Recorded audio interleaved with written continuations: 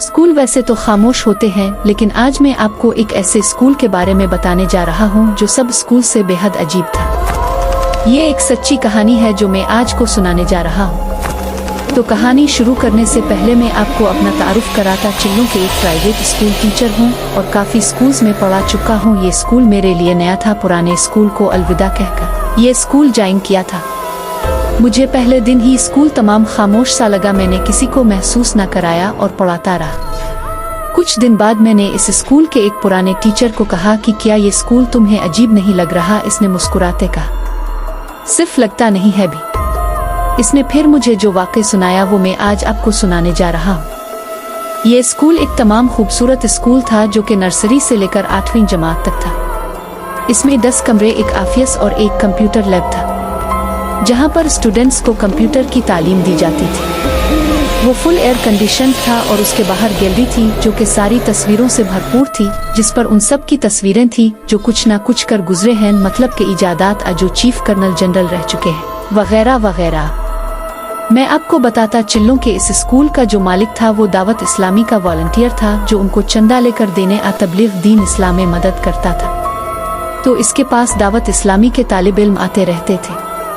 एक मर्तबा उनके पास एक तालिब इल्म तबलीग के हवाले से आया जिसको वापस जाने में देर हो गई। तो स्कूल के मालिक ने इसको कहा कि आपको बेहद देर हो चुकी है, अब आज रात हमारे स्कूल में गुजारें और कल सुबह होते ही वापस चले जाएं। इसने हाँ कर दी और स्कूल में आया। वैसे शाम हो गई थी और रात होने वाली थी, तो सब इसके साथ थे। गर्मियों का मौसम था और हमारे शहर में रात 12 बजे बिजली आती है, तो सब इस इंतजार में थे कि बिजली आए तो हम घर जाएं और तालिब इल्म को स्कूल में एसी चला कर देकर हम सब घर जाएं 12 बजे तक। तो वो सब इसके साथ थे, लेकिन जैसे वो गए इसने देखा जैसे हम इस तालिब इल्म को रात के 12 बजे इसको खाना खुलाकर और बिस्तर वगैरह देकर इस वीरान स्कूल में अकेला छोड़कर चले गए।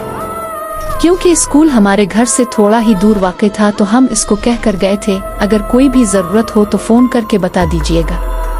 ये कहकर हम रवाना हुए। जैसे हम रवाना सुबह स्कूल आए तो क्या देखा, वो तालिब इल्म इस कमरे के एक कोने में दर्द से मारे कांप रहा था। हमने हालात मालूम किए तो इसने बताया, जैसे आप स्कूल से गए तो मैंने सोने का सोचा, क्योंकि मुझे फजर को उठना था तो मैंने जल्दी सोने का प्रोग्राम बनाया। लेकिन मैं जैसे ही सोने के लिए बिस्तर पर लेटा तो स्कूल का बाहर वाला गेट खटकता सुना। मैंने सोचा आप आए हैं। फिर से मैं दरवाजे पर गया। जैसे ही मैंने दरवाजा खोला और देखा वहाँ कोई भी नहीं था। मैं थोड़ा घबराया, लेकिन फिर दिल में ख्याल आया कि वहम होगा। मैं फिर अंदर कमरे में आया और अंदर वाला दरवाज़ा बंद करके सोने लगा। मैं जैसे ही सोने के लिए बिस्तर पर लेटा तो मैंने फिर दरवाजे के बजने की आवाज़ सुनी। फिर मैं दौड़ा दरवाजे की जानिब की। देखो ये है कौन जो इतनी रात को तंग कर रहा है। मैं जब दरवाजे पर पहुंचा तो मेरे रूंगटे खड़े हो गए। क्यों फिर से वहां कोई नजर नहीं आया। अब मैं जान गया था कि कुछ तो है। फिर मैं अब डर भी रहा था और सोच भी रहा था कि हो सकता हो मेरा वहम हो।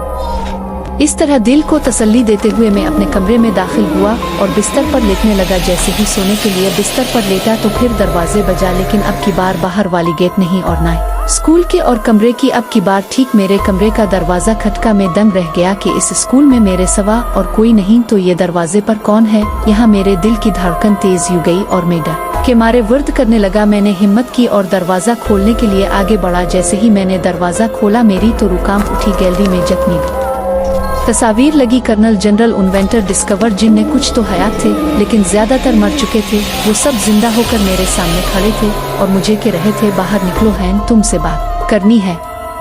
मैंने जल्दी से दरवाजा अंदर से लॉक कर दिया, लेकिन दरवाजा खुद ब खुद खिल गया और वो सब मुझे घसीट कर बाहर ले गए और पता नहीं क्या पढ़ने लगे। मैं खौफ के मारे भी होश हो गया, लेकिन जब होश में आया तो फिर कोई भी दिखाई नहीं दिया। मैंने अपना मोबाइल बेहद तलाश किया लेकिन ना मिला। फिर जब सुबह सूरज तुलू होने के बाद मैं बाहर निकला तो वो सहन में गिरा हुआ मिला मुझे, पर इस कदर खौफ तारी हो चुका था कि पूरी रात एक कोने में बैठकर गिरज दी और वहां से हिलने तक की हिम्मत न थी। और अब बस ये इंतजार था कि कब सुबह हो और कब मैं इस स्कूल से निकलूं। इसके बाद कभी किसी को इस स्कूल में रात को अकेला ना रहने दिया।